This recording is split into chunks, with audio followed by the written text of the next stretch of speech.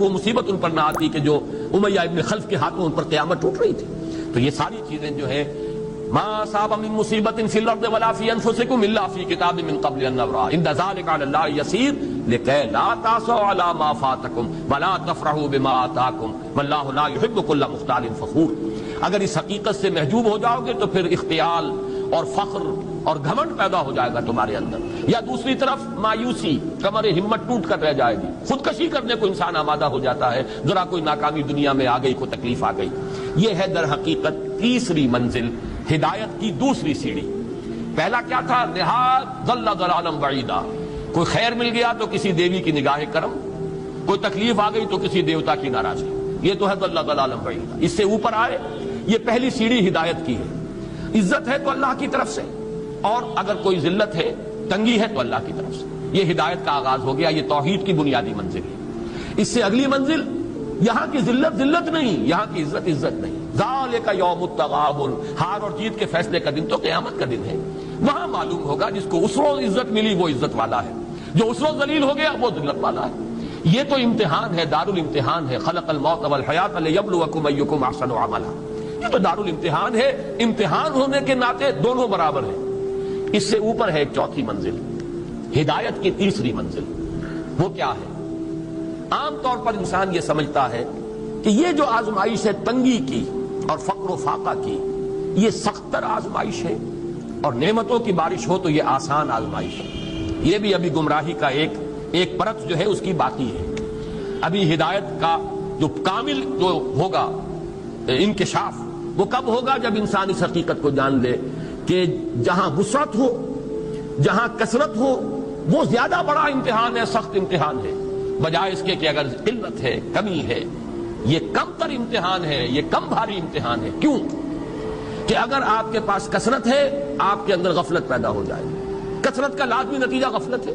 نہ کوئی غم کرو، نہ خوف، خوشیاں مناؤ جنت کی جس کا تم سے وعدہ کیا گیا تھا۔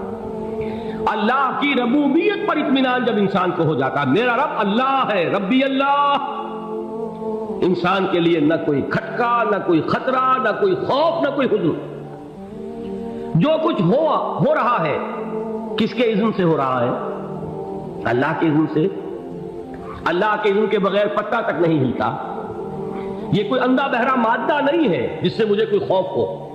اندھا بھینسا چلا رہا ہو، اس سے تو ڈرنے کا ہر انسان کو ڈرنا چاہیے، نہ معلوم کس کو ٹکر مار دے۔ لیکن نہیں، اس کائنات کو چلانے والا ایک سمیع و بصیر خدا ہے۔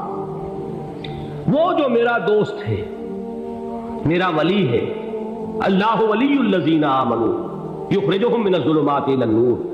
اللہ اہل ایمان کا ولی ہے، ساتھی ہے، پشت پناہ ہے، مددگار ہے، حمایتی ہے۔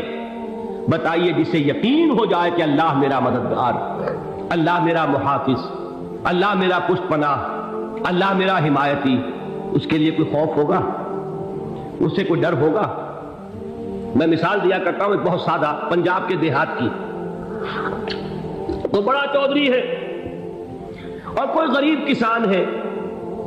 اس غریب کسان کی کہ جانوروں کو ہر وقت اندیشہ ہوگا چوری کا، کوئی میری بھینس کھول کر نہ لے جائے، کوئی میرا بیل کھول کر نہ لے جائے۔ لیکن جس کے بارے میں یہ سب کو معلوم ہو کہ وہ جو بڑا چودھری ہے وہ اس کا دوست ہے، اس کی بچیا کو کوئی خوف ہوگا؟ اس کی بھینس پر کوئی ہاتھ ڈالے گا؟ اسے کوئی اندیشہ ہوگا؟ نہیں۔ کیوں؟ کہ وہ بڑا چودھری، بڑا اس کا یہاں کا سردار، جاگیردار، سب کو معلوم ہے وہ میرا دوست ہے، کوئی میرے خلاف اقدام نہیں کر سکتا۔ اس دنیا میں یہ چھوٹی سی بات اگر آپ کے دلی اطمینان اور سکون کا باعث بن سکتی ہے تو ذرا تصور کیجئے۔ میں لفظ تصور استعمال کروں گا صرف اس لیے کہ اس کا ہم جس کو کہتے ہیں ادراک اور شعور کر نہیں سکتے، اگر کے ساتھ کر سکتے۔ اگر یقین ہو کہ اللہ میرا مددگار، اور یقین ہو کہ اللہ ہر آن میرے ساتھ ہے، پھر کوئی خوف؟ کس کا خوف؟ کوئی شے اللہ سے بالا تر ہے؟ کوئی قوت اس سے زیادہ طاقتور ہے؟ کوئی اس کے ارادے کو بدلنے والا ہے؟ کوئی اس کی مشیت کے آڑے آنے والا ہے؟ یہی بات ہے جو حضور نے فرمائی۔ یہ ایمان کا حاصل ہے لب لباب، کہ دیکھو اچھی طرح اس بات کو ذہن نشین کر لو اگر تمام انسان مل کر تمہیں کوئی نقصان پہنچانا چاہے نہیں پہنچا سکتے مگر جو کچھ اللہ نے لکھ دیا ہو، اور تمام انسان مل کر تمہیں کوئی نفع پہنچانا چاہے نہیں پہنچا سکتے مگر وہ شے جو اللہ نے طے کر دی۔ آپ اسے سوچئے، اگر اس حدیث پر ہمارا دل ٹھکا ہوا ہو تو کسی سے ڈر ہوگا؟ یہ مجھے نقصان نہ پہنچا دے، یہ میری رپورٹ خراب نہ کر دے،